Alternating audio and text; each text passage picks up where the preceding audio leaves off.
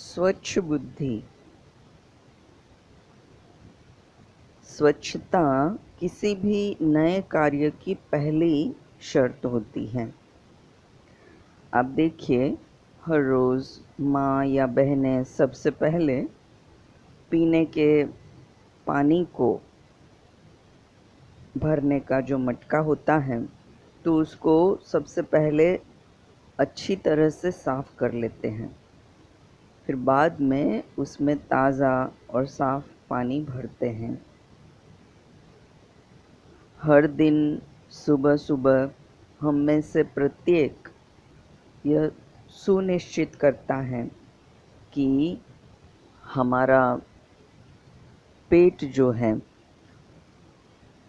उसकी bowl system जो है, तो वो अच्छी तरह से साफ़ हो जाए, ताकि दिन भर में फिर हम पेट को ताज़ा खाना और पोषण दे सकते हैं। ब्लैक या वाइट बोर्ड पर लिखने से पहले कोई भी शिक्षक उसे अच्छी तरह से पोंछकर साफ कर देता है, ताकि कुछ नया लिख सके। इसी प्रकार आत्मा की आध्यात्मिक यात्रा के पथ पर शुद्धिकरण की प्रक्रिया का होना अत्यंत आवश्यक है। आत्मा अब तक कई प्रकार की भूमिकाएं निभाती रही है। इसने इतने जन्मों में कई जिम्मेदारियां निभाई हैं, जिससे जाहिर है कि यह गंदी, अपवित्र और बिल्कुल भी साफ नहीं रह पाई हैं। इसलिए सबसे पहले अपने भीतर की सफाई करनी होगी।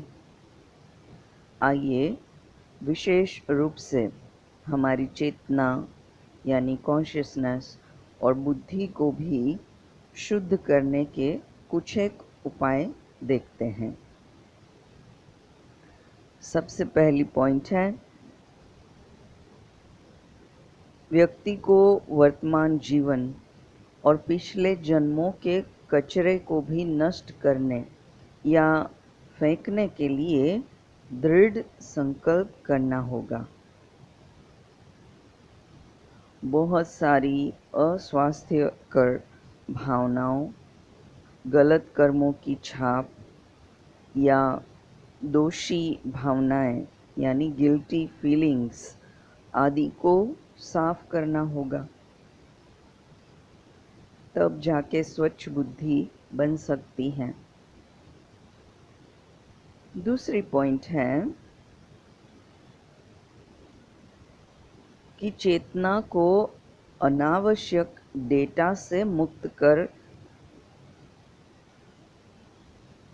उसको खाली करना, उसमें रिक्त स्थान बनाना, ये बहुत ही आवश्यक और महत्वपूर्ण है। इसका मतलब है कि अन्य लोगों के बुरे या नफ़रत भरे व्यवहार का कोई भी कचरा बुद्धि में नहीं रखना है। अब ये तो समझने वाली बात है ना, जिस तरह से मैं अपनी भूमिका निभा रही हूँ, अन्य लोग भी, अन्य आत्माएं भी अपनी अनूठी भूमिकाएं निभा रहे हैं। दूसरों की भूमिकाओं के बारे में हस्तक्षेप करना या निर्णय लेने का कोई मतलब ही नहीं है। जिस तरह से मैंने गलतियाँ की हैं और गलत काम किए हैं, और साथ ही मैंने अपने जीवन में सबक सीखा है, लेसन्स को सीखा है, दूसरे भी उसी अनुभव से गुज़र रहे हैं। तो इस दिशा में मैं ध्यान रखूं, प्रयत्न करूं, इसके आधार पर मैं स्वच्छ बुद्धि की मालिक बन सकती हूँ। तीसरा, मुझे अपने आप से प्रतिज्ञा करनी होगी कि मैं बाहरी मामलों में एक्सटर्नल अफेयर्स में बिल्कुल भी स्वयं को उलझन में ना डालूं। यदि मेरी भूमिका ऐसा करने के लिए मजबूर नहीं कर रही है तो स्वच्छ बुद्धि का अर्थ है सांसारिक समाचारों, घटनाओं, सोशल मीडिया प्लेटफॉर्म आदि के प्रभाव से स्वयं को मुक्त रखना। चौथी पॉइंट है स्वच्छ बुद्धि का अर्थ है कि मुझे यह सुनिश्चित करना होगा कि मैं अपनी बुद्धि को दैनिक स्तर पर ईश्वरीय शिक्षाओं से भर दूं और वह भी दिन की शुरुआत में सुबह के तरोताज़ा होने के वक्त, ताकि दिन भर मेरे मन बुद्धि में इन ईश्वरीय वचनों की छाप बनी रहे और वही फिर मुझे स्वच्छ बुद्धि बनाए रखने में मददगार हो सकते हैं। पांचवी पॉइंट है स्वच्छ बुद्धि का अर्थ है कि मुझे पूर्ण आनंद के अनुभव के साथ अपनी बुद्धि को अच्छी इन्फॉर्मेशन से फीड करना होगा, उसको पोषण देना पड़ेगा। मैं जिस भी तरह की परिस्थितियों से गुज़र रहा हूँ या गुज़र रही हूँ, मैं अभी भी धन्य हूँ। हर पल मुझ पर सर्वशक्तिमान और पूरे ब्रह्मांड के ढेर सारे आशीर्वाद बरस रहे हैं। ऐसी अवेयरनेस रखना यानी कि स्वच्छ बुद्धि को बनाए रखना।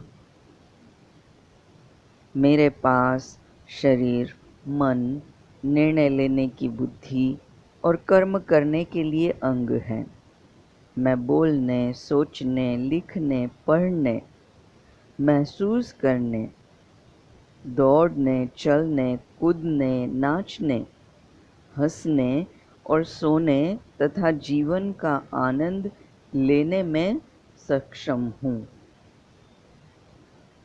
इन बातों को याद रखना तो स्वच्छ बुद्धि का अर्थ है अपने जीवन में मिले हुए सभी प्रकार के उपहार यानी गिफ्ट्स के बारे में सदैव जागरूकता यानी अवेयरनेस बनाए रखना।